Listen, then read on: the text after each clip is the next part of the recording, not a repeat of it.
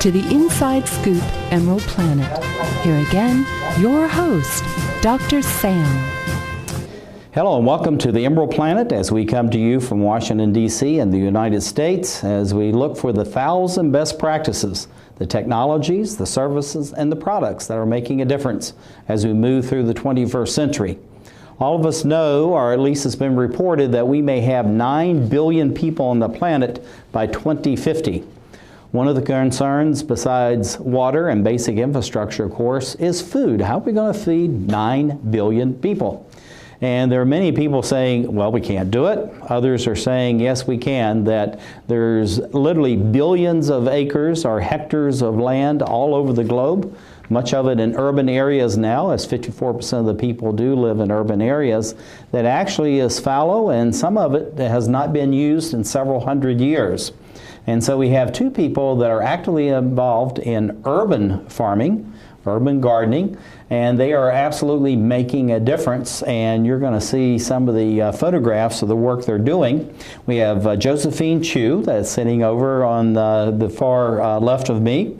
She's an aftercare teacher and garden club coordinator at the Washington Yu-Ying Public Charter School.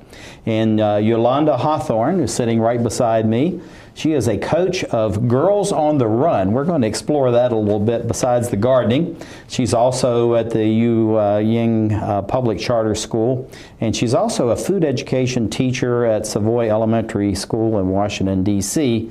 Within the public school system. So ladies, welcome. Welcome, thank you. Glad to have you here on the Emerald Planet, and since you're sitting closest to me, Yolanda, we're going to start off of what is the Yu-Ying Charter School. Tell us a little bit about that. Well, the Yu-Ying Public Charter School started 4 years ago with a vision to teach and nurture kids in Mandarin. Yu-Ying stands for Nurturing Excellence. My daughter... You want to restate that? Yu-Ying stands for Nurturing Excellence. Fantastic. I heard you, but I just want to make sure our audience didn't miss that. That's a beautiful name. Yeah, my daughter has been there since pre-K, and she is now a blossoming third grader, and she's been about the program from day one, so I can see the change. In addition to doing the gardening with Yu-Ying, we also do it with other public charter schools around D.C. I think it's absolutely fantastic, and I'm a member of the Rotary Club of Washington, D.C., and we give dictionaries to every third grader in Washington, D.C. I don't know if your school is on our list, but if you see me, we'll make sure that we get dictionaries over to all your third grade students and all those that have Spanish background. We can provide Spanish, English. Josephine, what's an aftercare teacher? Okay, sure. So at Washington Yu-Ying Public Charter School, we have an aftercare program. It runs Monday to Friday. So Monday to Thursday, we have classes for the students. There's a variety of classes. There's a garden club class, cooking classes. Which you're actually the coordinator for the garden club. Yeah, so I help out with the garden club, help teach the kids about the garden, and then I also teach an environmental science and scout class. You're a busy lady. That's a lot of things to be doing after school. So you really are focused on the after school. Some people will call those latchkey children. So you want to keep them very busy, get them involved, but also give them good knowledge and skills they can use for a whole lifetime. Yes, exactly. Yeah, so we want to give these kids really, just as you said, the skills that they will be used for a lifetime. So especially now, the sustainability skills.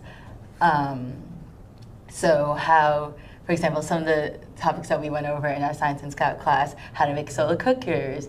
And so we really go over different topics such as solar energy, wind energy, and really incorporating that all into what they're learning already and at their nice nature center they have now. That is absolutely fantastic. So what you're doing is you're actually creating some of these alternative energy sources as far as cooking, food preparation is concerned, and then you're actually teaching the children how to actually create those, correct? Right, exactly. That is absolutely wonderful.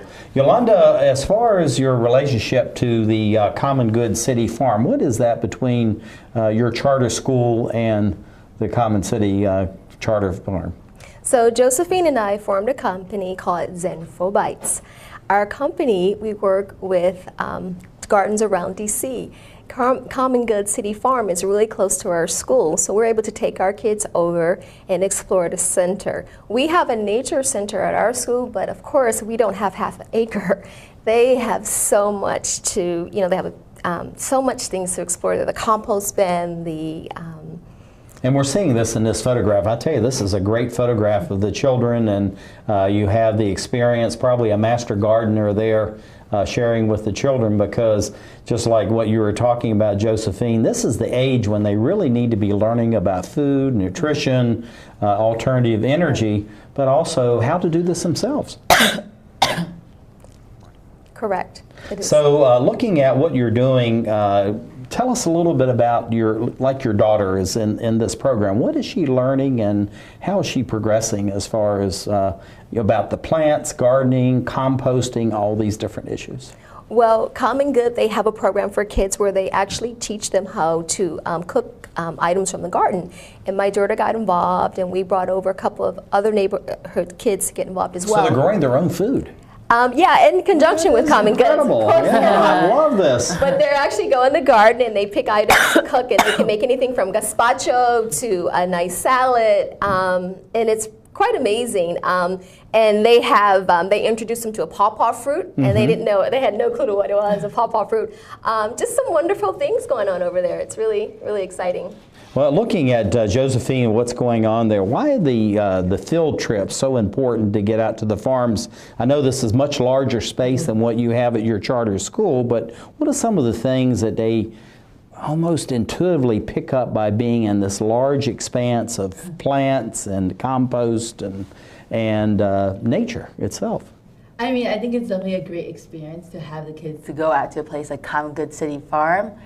Especially because we're just starting out our garden now at Yu-Ying, to let them see what a farm in DC looks like, to give them this hands-on experience so they can have a vision of what they can create in Yu-Ying and further down in their future.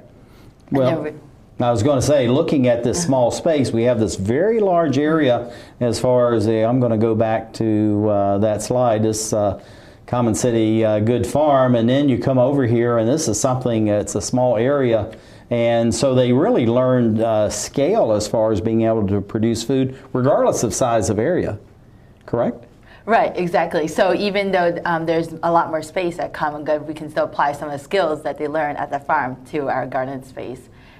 Well, looking at this, actually there's some really good ideas and skills that can come out of this, because they learn at the same time, and this may be, Yolanda, what you're learning with your daughter, as far as you can take just a window seal of the front porch or the back porch or the patio deck or what have you, and that can actually become a little mini garden, a little mini farm. Exactly. We grow year-round. We grow inside on the windowsill, and of course outside. We're lucky to have a patio and a backyard in DC, which is pretty impressive. So the farm just complements it all. It's really a wonderful experience. Oh, that's absolutely fantastic. Looking at these little mini planters that we have here right in front of us, what are we looking at, Yolanda, and what are the kids actually planting, and what can they hope to harvest out of this? Well, those are herbs that the kids planted: rosemary, lavender, basil, mint, mainly herbs. It's really, there's of course for adornments, there's sunflowers. We had big gorgeous sunflowers up there, and it'll just keep changing as the seasons change. Well, looking at this, I don't know if we can get a close-up of this as far as the camera is concerned, but we need to look at these as opportunities to actually teach the children how to grow, and actually they can do it in very small space. And I think this is what we're exhibiting here at the side of the school. So in looking at this, how would the children respond to their plants? I know that the interaction with animals and children is always a very positive thing. What about plants? It's amazing, especially if you're taking it from seed. Just, in a couple of weeks, and they see the germination, the whole process, they're so excited. The most beautiful part, of course, is the harvest. Wonderful, beautiful, gorgeous bell peppers, and kids are just biting into it. we love this age group. It's elementary, so they're pretty much open to whatever we give them. They're going to try it. We've worked with older kids, and not that there's a resistance, but it's more or less like it's the picky and choosy. At this beautiful, ripe age, they're just open to it all. Well, Josephine, I know that looking at the work that you're doing with the aftercare and the gardening and all that, those are really important because these are formative years for these children, and in some ways you're having as large or maybe even a larger impact, than their math and science and English classes that they're having. Well, hopefully what we're trying to do is complement what they're learning in their math, science, and English classes.